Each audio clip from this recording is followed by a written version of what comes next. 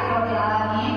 Wassalatu wassalamu ala asyrofil anbiya'i wal mursalin wa ala alihi washabihi ajmain. Pertama-tama dan yang paling utama, marilah sama-sama kita panjatkan puji beserta syukur kehadirat Allah, yang mana Allah telah memberikan kesehatan kita sehingga kita dapat berkumpul di ruangan yang kita cintai sekali. Kemudian selawat serangkaian salam taruhlah kita mensajikan ke hari Nabi Muhammad Sallallahu Alaihi Wasallam, yang mana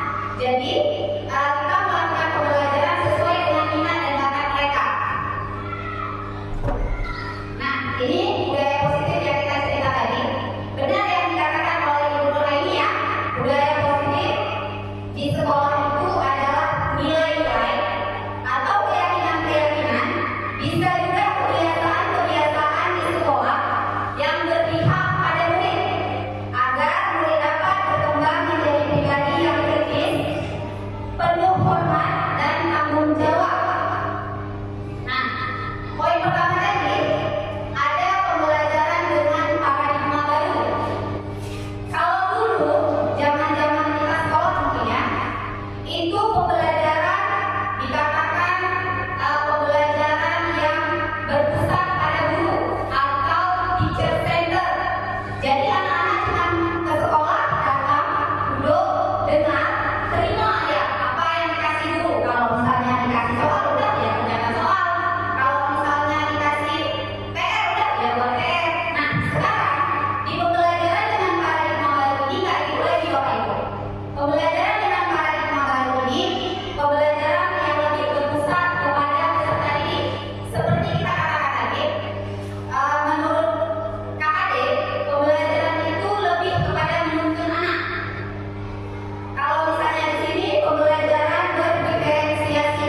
Pembelajaran berdiferensiasi itu ada tingkatan.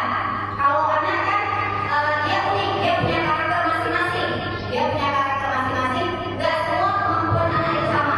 Nah, di pembelajaran berdiferensiasi ini, itu kita bagi tingkatan anak. Ada kemampuan anak yang punya tingkatan sedang, kemudian yang tingkatan rendah, kemudian ada yang tingkatan tinggi. Soal-soal juga nanti kita bedakan. Kalau misalnya dulu anak cuma duduk diam dengar pulang. Kalau sekarang pembelajaran itu lebih berpihak kepada anak tadi. Jadi gimana anak itu minat belajarnya, gaya belajarnya dia seperti apa? Ada anak sebagian yang kalau misalnya cuma kita jelasin itu nggak paham dia harus pakai media. Ada anak yang kita harus tampilkan video pembelajaran. Ada yang harus kita buat kartu-kartu pertanyaan. Jadi gaya belajarnya itu beda-beda, kita sesuaikan sama anak-anak. Nah, di sini di dalam pembelajaran paradigma baru juga kita pernah dengar profil pelajar Pancasila ya Bapak Ibu. Masih ingat profil pelajar Pancasila? Ada berapa karakter yang Bapak elemennya Bapak Ibu? Boleh kita nyanyi. Ada berapa elemennya? Ayo kita nyanyi sama-sama profil pelajar Pancasila. 1, 2, 3. Belajar Pancasila, beriman dan bertakwa pada Tuhan Yang Esa dan berakhlak mulia, berkebinekaan global, gotong royong mandiri, kreatif dan bernalar kritis. Oke, tepuk tangan untuk kita semua. Nah, terima kasih untuk Bapak Ibu. Nah, kita lanjutkan ya. Di sini ada tentang teori kontrol. Kita sebagai guru biasa ada terjadi miskonsepsi ya.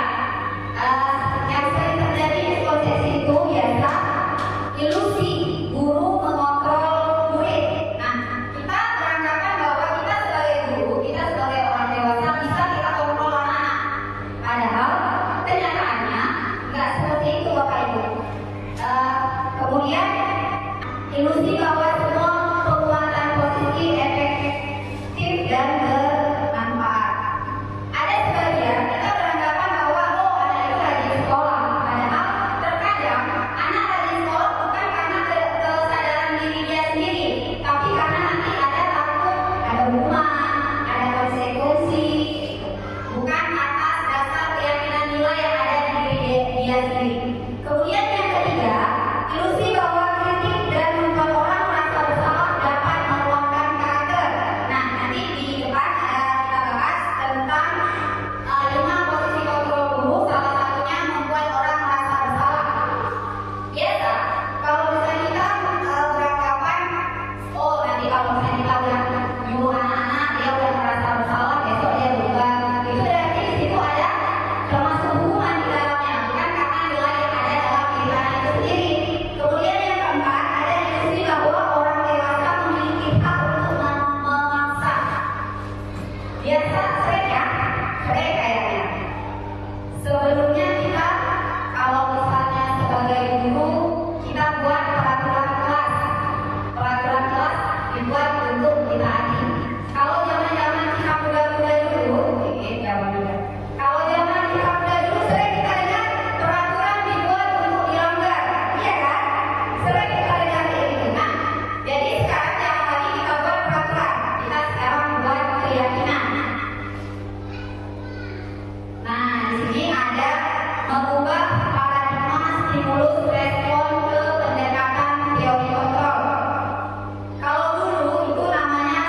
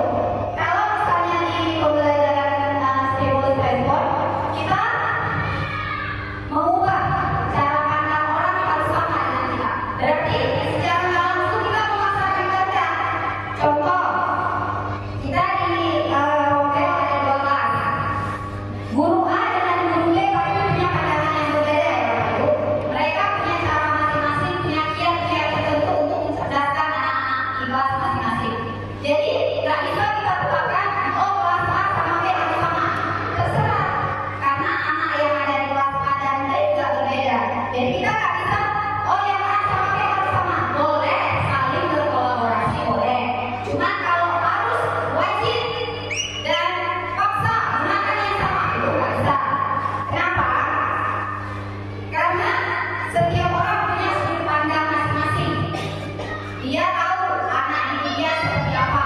Jadi model pembelajaran atau gaya belajar yang digunakan seperti apa, dia paham akan diarahkan kemana anak-anaknya nanti. Kemudian perilaku guru dilihat sebagai suatu kesalahan itu kalau di stimulus respon.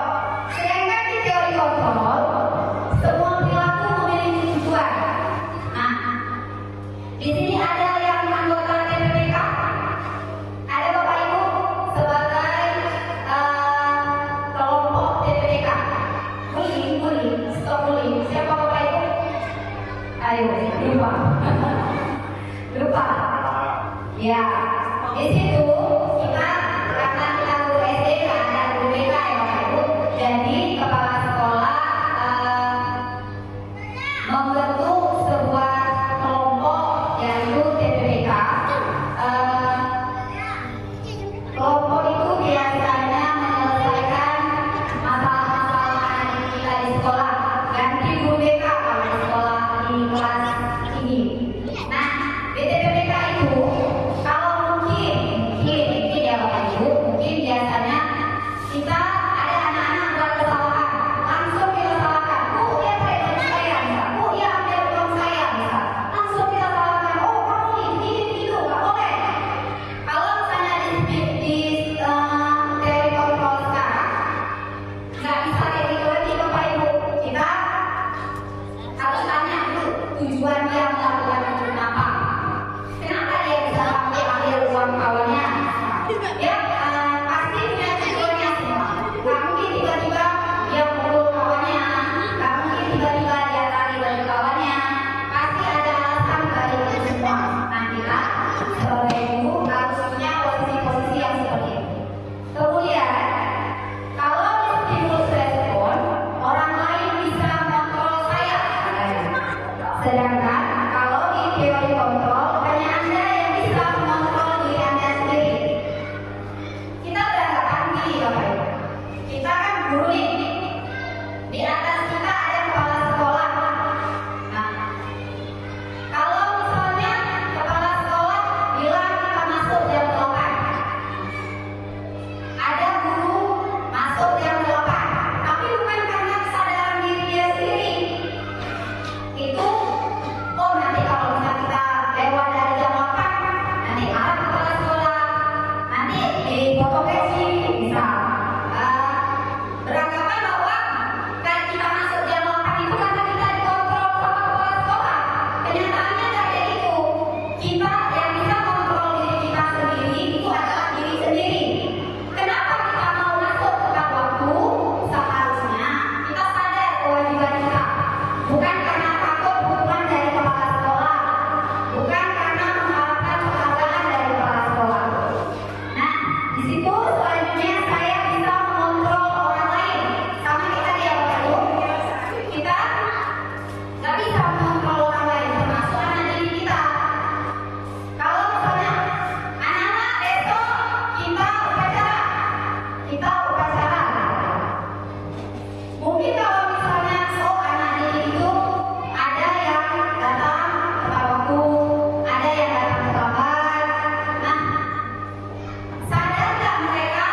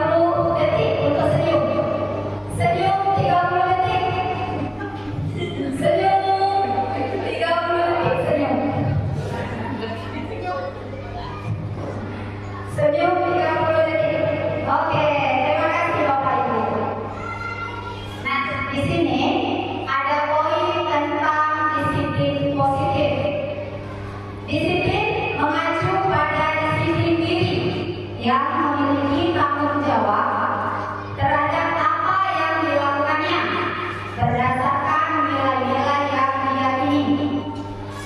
Kemudian, untuk menciptakan murid yang merdeka, syarat utamanya adalah disiplin yang kuat. Disiplin diri berasal dari motivasi internal. Jika tidak ada atau jika kita tidak memilikinya, maka memerlukan pihak lain untuk mendisiplinkan kita, atau kita memerlukan motivasi eksternal. Kemudian, disiplin positif merupakan salah satu cara penerapan disiplin yang bertujuan untuk menumbuhkan kesadaran serta memberdayakan peserta didik tanpa imbalan penghargaan, ancaman, atau hukuman. Tujuan kita adalah menciptakan murid yang memiliki disiplin diri sehingga mereka berperilaku mengacu pada nilai-nilai kebajikan universal dan memiliki motivasi intrinsik dan perubahan perilaku ke arah yang lebih baik. Nah, nilai-nilai kebajikan, nilai yang telah kita sepakati bersama di dalam sebuah organisasi atau institusi itu biasa ada tiga. Yang pertama, profil pelajaran Pancasila, kemudian prioritas program, dan keterampilan hidup. Profil pelajaran Pancasila seperti kita tahu bersama, itu sama ya. Ada di sini profil pelajaran Pancasila yang berbeda? Ada Bapak Ibu? Apa yang mungkin berbeda? Punya peraturan sendiri? Oh, enggak. Sama ya Pak ya? Ya. Nah, di situ nilai-nilai yang terkandung di dalam profil pelajaran Pancasila ada beriman dan bertakwa pada Tuhan Yang Maha Esa, berakhlak mulia, berkebinekaan global, gotong royong, mandiri, kreatif, dan bernalar kritis. Kemudian yang kedua itu toleransi. Sekolah kita akan menerapkan toleransi Bapak Ibu selalu ya. Rasa hormat, integritas, mandiri, menghargai, antusias, empati, keingintahuan, kreatif, kerjasama, percaya diri, dan komitmen. Kemudian yang ketiga ada keterampilan hidup. Itu kita dapat dipercaya, luas hati, terdengar yang baik, tidak merendahkan orang lain, memberikan yang terbaik dari diri sendiri. Nah, selanjutnya kebutuhan dasar manusia. Sebelum saya lanjutkan, kira-kira apa saja kebutuhan dasar manusia Bapak Ibu? Ada yang mau memberikan tanggapan kira-kira? Kebutuhan dasarnya Ibu dan Yani? Pakaian, untuk makan, Ya, benar. Kebutuhan dasar manusia itu segala sesuatu yang kita lakukan untuk mendapatkan apa yang kita inginkan. Seluruh tindakan yang kita lakukan memiliki tujuan tertentu, dan semua usaha terbaik yang kita lakukan adalah dalam rangka agar kebutuhan dasar kita terpenuhi dengan baik. Benar yang dikatakan oleh Ibu dan Yani tadi, salah satu contoh kebutuhan dasar manusia makan, minum. Nah, di sini ada 5 kebutuhan dasar manusia. Yang pertama, bertahan hidup. Kemudian ada kasih sayang dan terima kasih. Kemudian ada permasaan, ada kebebasan, dan ada kesenangan. Contoh yang dikatakan oleh Ibu dan Yani tadi masuk mana Bapak Ibu? bertahan hidup. Bertahan hidup. Kemudian kalau kasih sayang dan terima kasih, apa contohnya Bapak Ibu? Kasih sayang. Iya. Kasih sayang dan terima kasih. Poinnya itu kita merasa diterima, kemudian kita juga berberikan, berbagi, kerjasama, menjadi bagian dalam kelompok. Kita di SDN 1 Semarang Jaya ini ada kelompok belajar sendiri ya kan? Kita ada komunitas sendiri di SDN 1 Semarang Jaya. Kemudian diberikan, kita diberikan oleh kepala sekolah kita. Kita diarahkan ini yang bisa kita buat, itu yang nggak boleh kita lakukan. Kita diarahkan supaya kita menjadi guru-guru yang profesional, supaya kita menjadi guru yang lebih baik lagi ke depannya, sehingga kita mampu berkolaborasi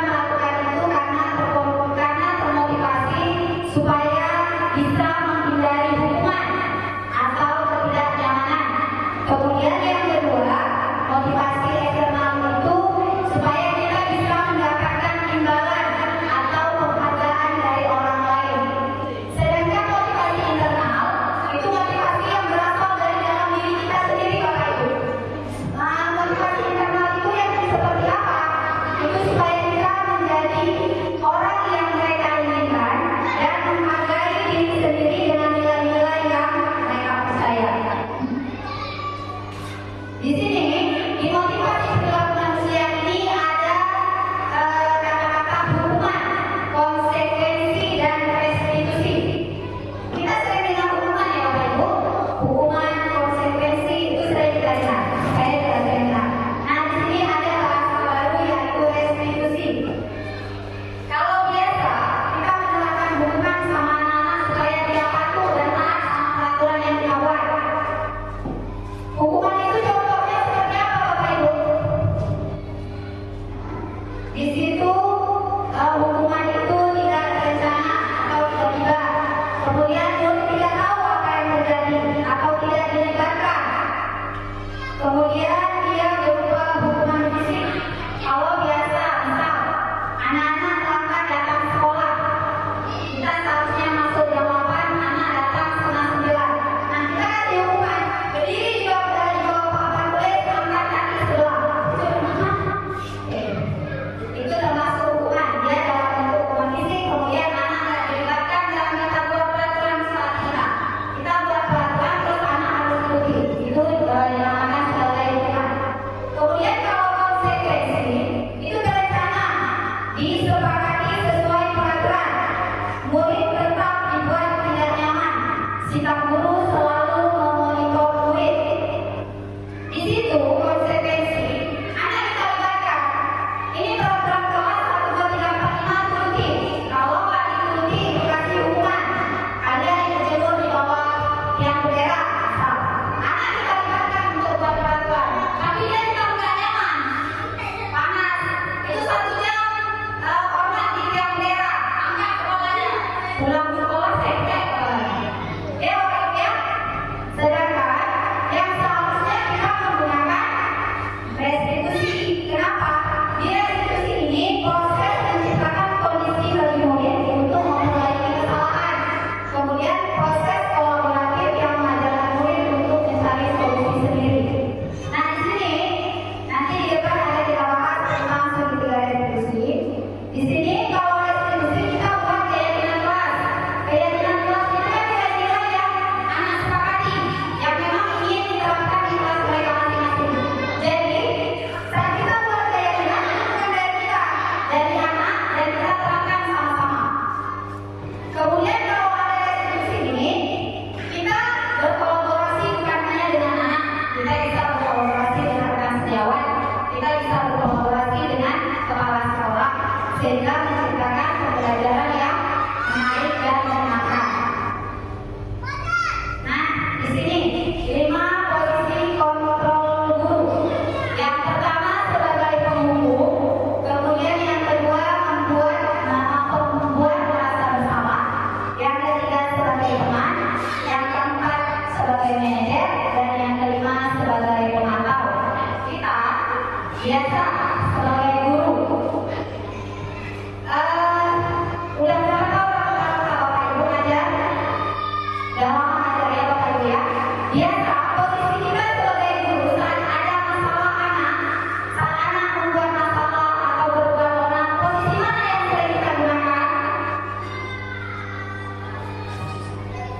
Posisi kontrol mana yang sering kita gunakan? Iya, terima kasih Bapak Kepala Sekolah. Benar ya? Biasa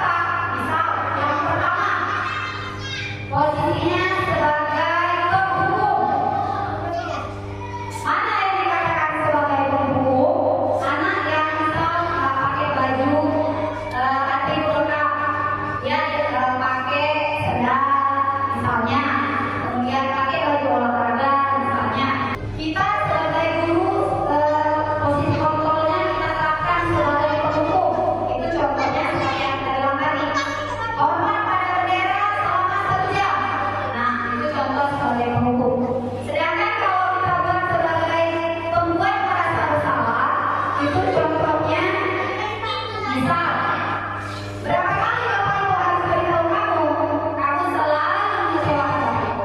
Nah, itu contoh kalau guru sebagai posisi kontrolnya membuat orang merasa bersalah. Kemudian yang ketiga, sebagai teman. Contohnya, nah, itu contohnya. Ayo dong, ikut aturan sekolah. Kalau mau Bapak Ibu ya sekarang. Ya sudah, tidak apa-apa. Lain kali jangan sampai berbuat seperti ini lagi ya. Nah, itu sebagai teman. Contoh lain misal, jangan pakai itu. Ya udah, ini apa-apa, besok ya lagi ya. Sering dipakai ya. Nah, kemudian ada sebagai pemantau. Contohnya, kamu sudah melanggar peraturan sekolah. Kamu tahu konsekuensinya. Nah, itu sebagai pemantau. Kemudian kalau sebagai manajer, kamu tahu kesalahan kamu. Kira-kira bagaimana kamu akan memperbaiki kesalahanmu? Jadi anak-anak dituntut untuk kamu jawab. Kamu jawab apa? Dia cari kesalahan dia sadar kesalahannya di mana, kemudian dia tahu cara memperbaiki kesalahan itu. Nah, di sini di antara kelima posisi kontrol tersebut, sebaiknya seorang guru menggunakan posisi kontrol sebagai manajer. Kenapa? Ayo, kenapa Bapak Ibu?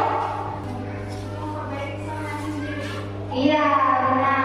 Supaya anak kita tahu kesalahannya di mana, sehingga dia tahu cara memperbaiki kesalahan itu. Nah, kenapa harus sebagai manajer?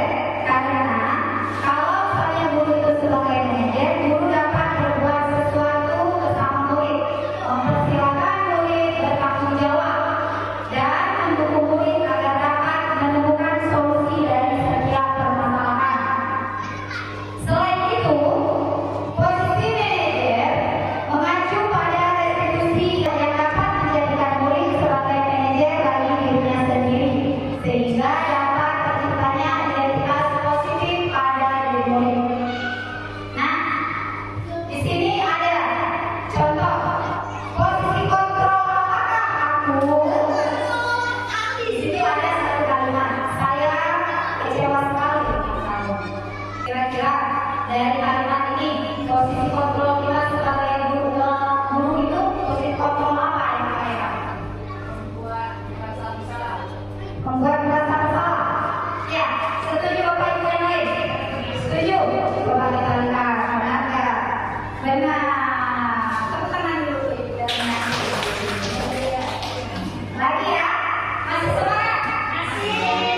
Sebelum saya lanjutkan, saya minta tolong, kalau saya bilang tepuk satu, bagaimana tepuk satu Bapak Ibu? Oke, benar. Kalau saya bilang tepuk dua, berarti tepuknya dua kali. Kalau saya bilang tepuk tiga, kalau saya bilang tepuk lima, kalau saya bilang tiga, nggak usah tepuk, kan saya nggak bilang tepuk. Kita coba ya. Tepuk satu, tepuk dua, tepuk tiga, empat. Iya, Ibu dari nggak kurang konsentrasi dulu. Sekali lagi, tepuk dua kali. Dua kali. Ulang. Tepuk tiga. Tepuk empat. Lima. Oke. Terima kasih. Nah, kita lanjutkan ya Bapak Ibu. Di sini ada lagi contoh posisi kontrol. Apakah aku? Nah, di situ ada kalimat, kamu tidak pernah benar melakukannya. Posisi kontrol apa ini? Dari kalimat ini kira-kira posisi kontrol apa kita sebagai seorang guru? Dia salah. Posisi kontrolnya apa? Dari 5 posisi kontrol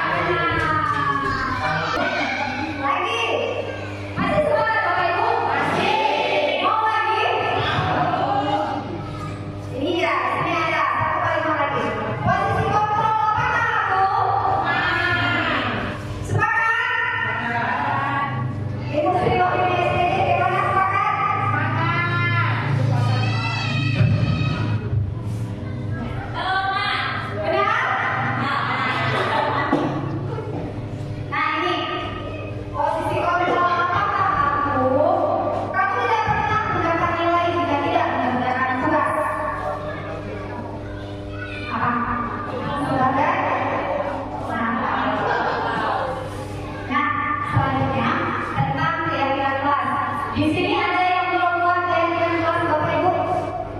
Keyakinan kelas ada yang belum buat? Rata-rata udah buat semua kita ya. Jangan kendor, jangan sampai semangat kita kendor. Untuk semester depan kita terapkan lagi, semester ini juga jangan kita tinggalkan.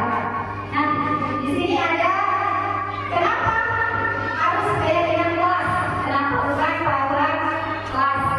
Kenapa Bapak Ibu? Kalau peraturan diingkari, ada yang lain? Ya. Kalau keyakinan kelas kesadaran diri masing-masing. Kalau peraturan kelas itu dibuat oleh guru dan harus dipatuhi oleh semua siswa. Oke, benar sekali.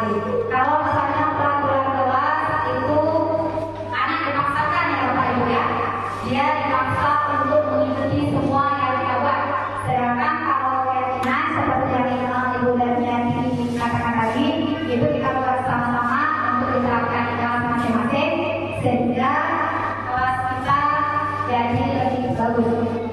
Nah, pembentukan keyakinan kelas itu ada beberapa peraturan. Pertama, keyakinan kelas harus bersifat abstrak. Kemudian dia juga harus berupa pernyataan universal. Dibuat dalam pernyataan positif. Dia pasalnya banyak, sedikit saja supaya anak-anak itu nanti kita buat banyak. Lupa pula ya apa ya peraturan kelas kita. Kemudian dia harus dengan harus sesuai dengan kondisi kelas ataupun kondisi sekolah sehingga keyakinan kelas itu mudah diterapkan di kelas kita masing-masing. Dan yang terakhir harus melibatkan semua warga sekolah atau warga kelas. Dan ini dia yang terakhir, segitiga restitusi. Segitiga restitusi itu suatu proses dialog yang dijalankan oleh guru agar dapat menghasilkan murid yang mandiri dan bertanggung jawab. Ini segitiga restitusi. Dalam bentuk segitiga, yang pertama ada menstabilkan identitas, kemudian yang kedua validasi tindakan yang salah, dan yang ketiga menanyakan keyakinan. Nah, ini dia pembagiannya. Yang pertama menstabilkan identitas. Menstabilkan identitas itu berdasarkan prinsip membuat kesalahan adalah bagian dari proses pembelajaran. Itu contoh-contoh kalimat yang mencerminkan menstabilkan identitas. Kalau kita sebagai anggota BPK tadi, misal ada anak buat salah, nah menstabilkan identitasnya contoh kalimatnya yang mana? Itu dia. Kita bisa bilang sama anak berbuat salah itu aja. Nah, cuma bukan dengan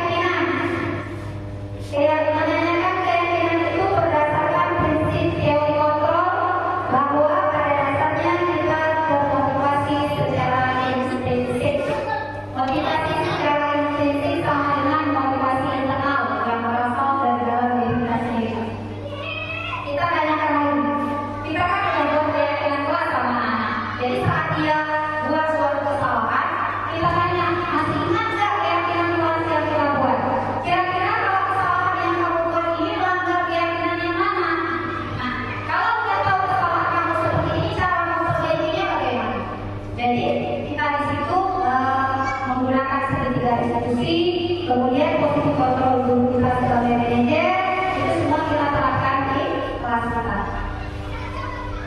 Ini ada contoh penerapan segitiga restitusi.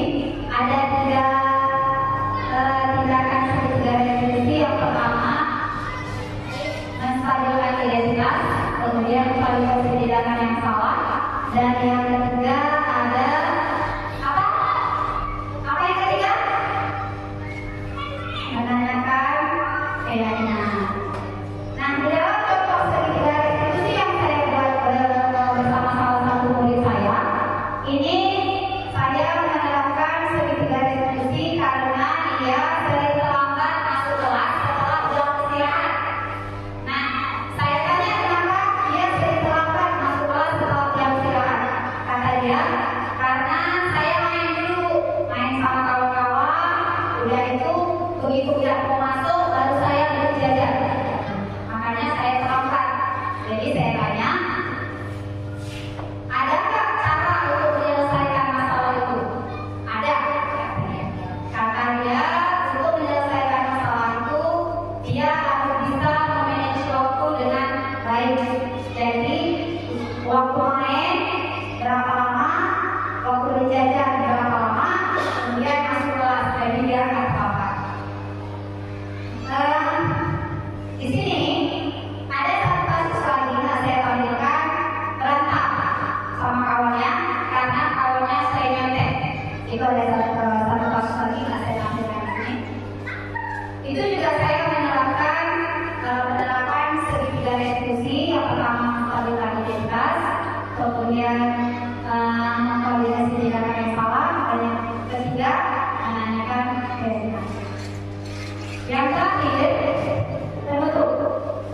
Dalam penerapan program disiplin positif, hendaknya guru memiliki standar kepribadian profesional dan sosial yang baik, di mana guru mampu merefleksikan dirinya dalam posisi kontrol saat ini. Bagaimana perjalanan dirinya sebagai romo atau manajer yang menuntun murid-muridnya menjadi insan mandiri, merdeka, dan bertanggung jawab. Terima kasih. Akhir kata, semoga tergerak, lekas bergerak, dan mari menggerakkan. Terima kasih kepada guru kajian yang sudah memaparkan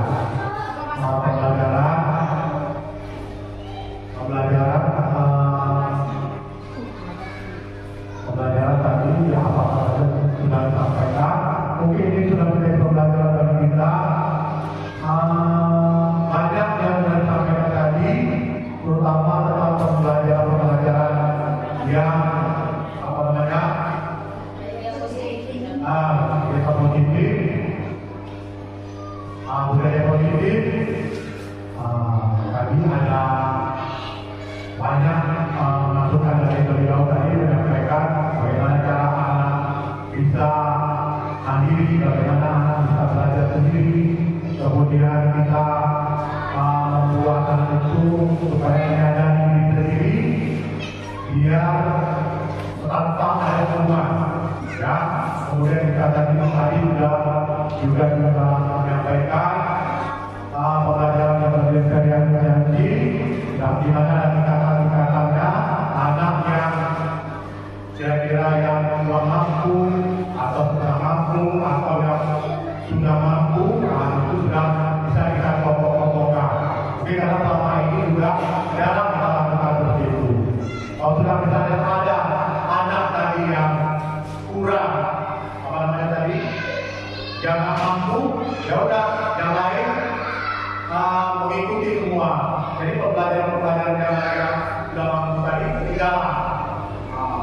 Jadi nanti saya harapkan juga nanti kalau ibu atau bisa dulu anak-anak yang bisa baca bagian kelas rendah ataupun kelas tinggi tadi, apa namanya, yang susah belajar atau bagaimana, ya. Kemudian tadi masalah tentang apa tadi?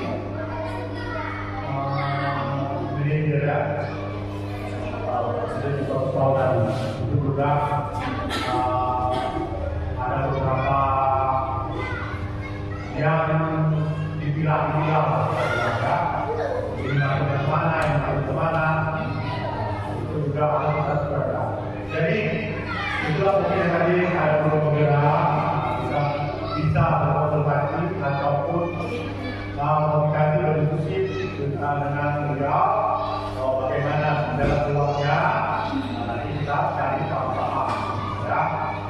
Mungkin ada teman-teman lain yang tidak melakukan untuk guru penggerak bagaimana untuk lanjutannya, karena ini sangat penting ya. Ini untuk memajukan pendidikan kita ya.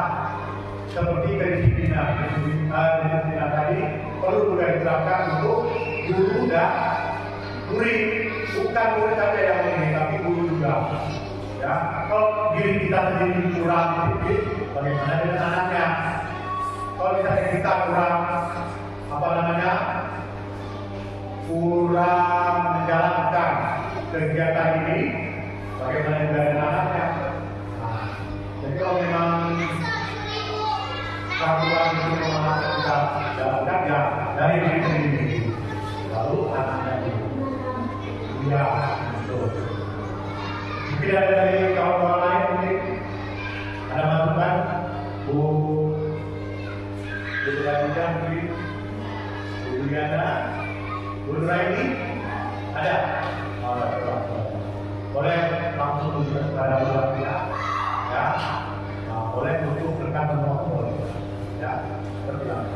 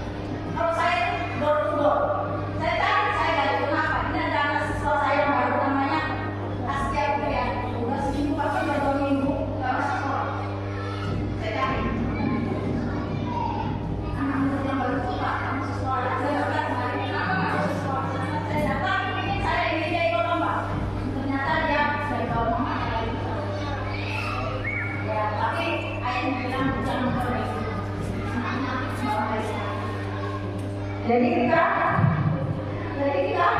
ini ya Bapak Ibu, kita sebagai guru itu bukan memberikan pelajaran atau ilmu sekedar untuk di sekolah saja, tapi kita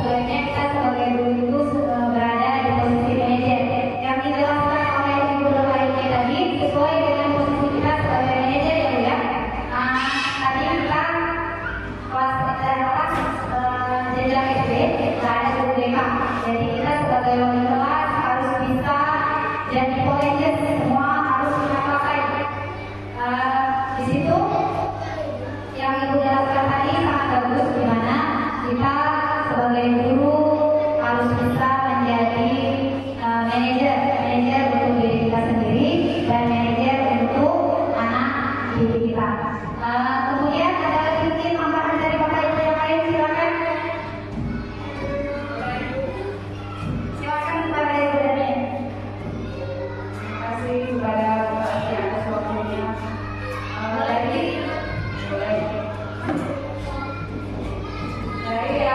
Dari yang presentasi Dr. Asia sampaikan tadi, mungkin banyak sekali yang kami sebagai guru di sini merasa sangat banyak mendapat ilmu, terutama tentang mungkin banyak kesalahan yang saya lakukan dalam kelas. Saya mengaku itu tentang memberi dukungan kepada siswa. Banyak di sini mungkin saya ketika mengajar ada siswa saya mungkin yang kurang mampu atau dalam hal pencarian itu saya berikan dukungan. Dan saya sadari itu merupakan kesalahan dari saya sebagai dikarinya dari keterangan guru Asia tadi. Saya ini sebagai seorang guru yang penghukum, ya, bukan sebagai manajer ataupun pembuat merasa bersalah. Dari sini kita bisa belajar banyak bahwa apa yang sudah kita lakukan hari ini semoga kedepannya menjadi lebih baik lagi. Dari adanya guru penggerak ini, dari adanya guru penggerak di sekolah kita, semoga kita semua bisa tergerak dan termotivasi untuk kedepannya lebih meningkatkan lagi dalam mengajarkan siswa-siswa kita semua. Mungkin dari saya demikian. Ada lagi mungkin dari guru-guru lain yang menambahkan. Saya akhiri. Assalamualaikum warahmatullahi wabarakatuh. Yang kita berikan akses kepada Ibu Daniati. Terima kasih Ibu Daniati atas masukannya. Kemudian mungkin ada Bapak Ibu yang ingin memberikan masukannya lagi. Ibu Siwogi mungkin.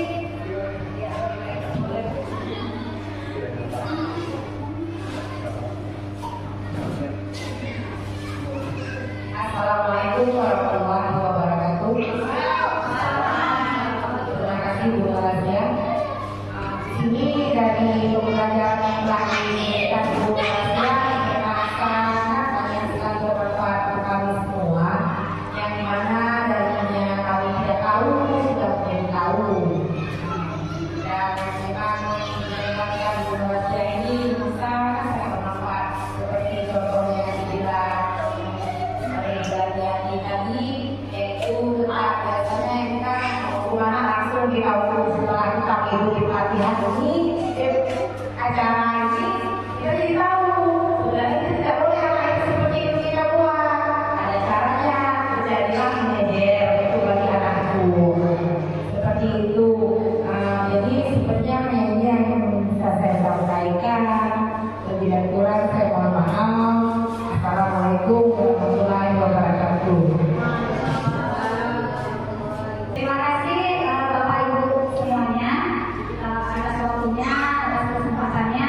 Saya berdiri di depan bukan berarti karena saya pintar, bukan sama Bapak Ibu, cuma mungkin kesempatan saya hari ini untuk berdiri di depan.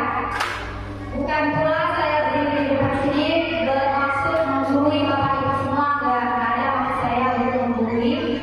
Kita di sini sama-sama belajar, sama-sama berkolaborasi bagaimana caranya untuk pendidikan sekolah dari instansi Manadaya ini terus meningkat dan terus berkembang. Jangan sekolah kita nanti pendidikan Samora, jangan dulu nanti apa pendidikan sekolah kita merah. Jadi terima kasih Bapak Ibu semua atas waktunya. Untuk terakhir